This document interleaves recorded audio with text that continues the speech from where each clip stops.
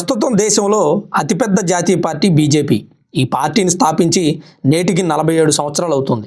1980వ సంవత్సరం ఏప్రిల్ 6వ తేదీన ఎల్కే అద్వానీ, అటల్ బిహారీ వాజ్పేయి కలిసి ఈ పార్టీని స్థాపించారు.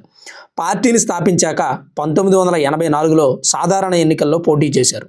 ఉత్తరప్రదేశ్, మధ్యప్రదేశ్, రాజస్థాన్, గుజరాత్, బీహార్, మహారాష్ట్ర, హర్యానా, ఢిల్లీతో పాటు ఆంధ్రప్రదేశ్లో కూడా 12 స్థానాల్లో పోటీ చేశారు. అయితే అనూహ్యంగా ఆంధ్రప్రదేశ్లో ఒక స్థానం, గుజరాత్లో ఒక స్థానం గెలుపొందింది. గుజరాత్ మొహసానా నియోజకవర్గం నుంచి ఏకే పటేల్, ఉమ్మడి ఆంధ్రప్రదేశ్లోని హనుమకొండ నియోజకవర్గం నుంచి జంగారెడ్డి గెలుపొందారు. 1989 ఎలక్షన్స్లో 85 సీట్లు గెలుపొందింది. 91 ఎలక్షన్స్లో 121 సీట్లు గెలిచారు.